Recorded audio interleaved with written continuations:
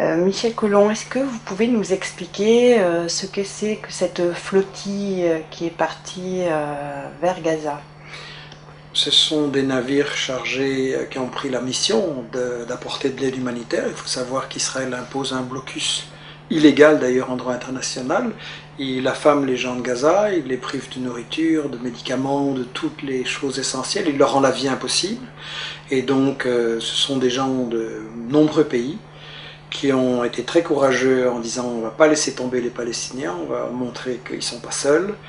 Ils savaient qu'il y avait un risque à ce point-là, personne n'aurait imaginé, mais ils savaient qu'il y avait un risque et moi je tiens à leur rendre hommage. On m'avait invité à y participer, je n'ai pas pu aller par manque de temps, je connais les gens qui étaient là et donc je tiens à leur rendre hommage parce qu'ils ont pris des risques pour aider les Palestiniens et je pense qu'on doit vraiment leur rendre hommage. Oui. Comment les Israéliens ont-ils pu faire cela? Quelles sont les raisons?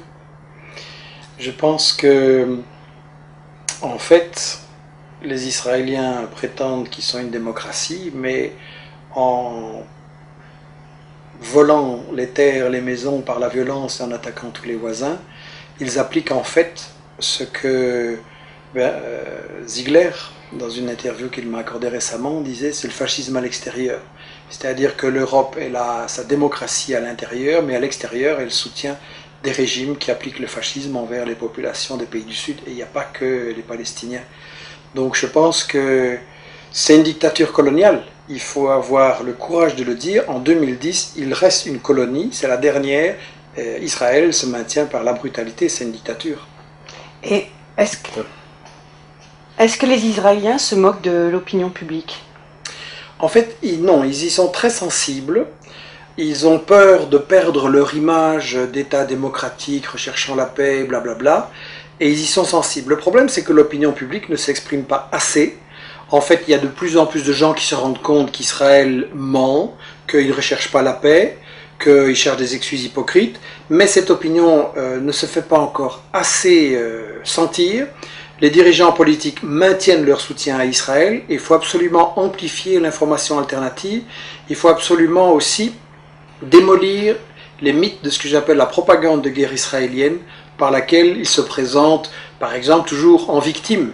Dans ce cas-ci aussi, les navires de guerre attaquent des humanitaires et Israël a encore le culot de se présenter comme étant la victime et ses soldats en danger. Là, c'est flagrant aujourd'hui. Mais en réalité, ils font ça tout le temps. Et le problème, c'est que les médias n'ont pas répondu à ça. Les médias laissent passer en général. Israël se présente toujours en rôle de victime. Justement, le président français Nicolas Sarkozy a réagi ce midi en disant que la réaction des Israéliens avait été disproportionnée. Qu'en pensez-vous? Je suis scandalisé. Quand le président français dit que la réaction israélienne est disproportionnée, c'est un menteur. Parce qu'une réaction disproportionnée, ça veut dire une réaction qui est légitime, mais qui exagère. Et ça fait référence, à ce qu'on appelle en droit international la légitime défense. C'est-à-dire qu'un État qui est attaqué a le droit de se défendre, mais il doit répondre sans exagérer.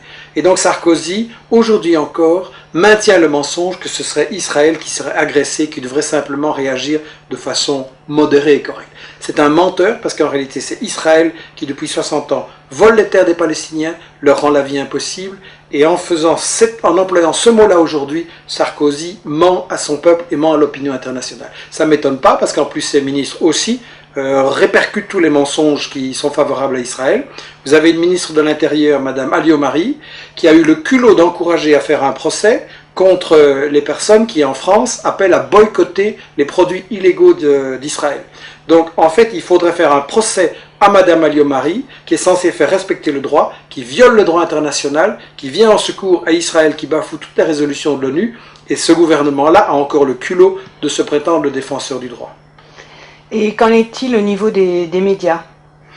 Je pense justement qu'on a un problème, et on le voyait aujourd'hui, moi j'étais scandalisé, on est là dans l'après-midi des événements, j'étais scandalisé en voyant les médias ce matin, à qui ils donnaient la parole au gouvernement israélien, qui reconduit ces mensonges, que c'était des gens dangereux, qui sont liés au terrorisme international, mais je veux dire, c'est comme faire interviewer le violeur dans une affaire de faits divers, quoi. C'est ahurissant. Donner la parole aux victimes, donner la parole aux gens qui expliquent qu'Israël ment, donner la parole aux analystes qui vont vraiment éclairer les faits et pas aux gens qui ont commis ces crimes. Je suis scandalisé et pas étonné. C'est pour ça que j'ai écrit ce livre Israël, parlons-en, parce que si les médias faisaient leur boulot sur Israël, des sites et des gens comme moi ne devraient pas exister, on n'aurait pas de travail. Le problème, c'est que les médias ne font pas leur travail, ils justifient l'agression d'Israël. Et le problème, c'est que là, aujourd'hui, il y a de l'indignation, toute la semaine aussi, et puis ça va retomber. Et chaque fois qu'on va présenter dans les médias, on va dire Israël riposte à des agressions et fait des représailles, etc.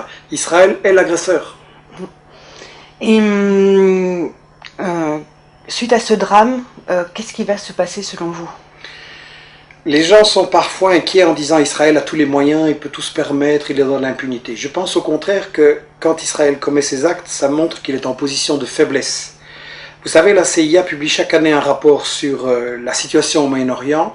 D'habitude, il est très optimiste et l'année dernière, il était au contraire catastrophiste en disant dans 15 ou 20 ans, Israël n'existe plus.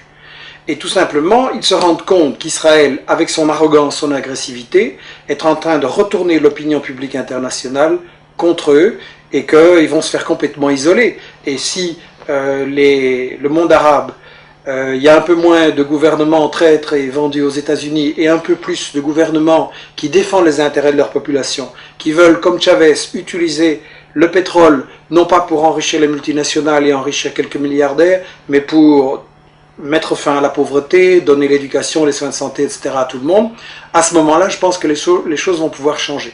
Et je crois que ce qui est important, c'est de voir notre responsabilité à tous. L'information, c'est à nous à la faire, avec Internet, avec le travail que j'ai proposé, que tout le monde parle d'Israël et explique la vérité sur Israël.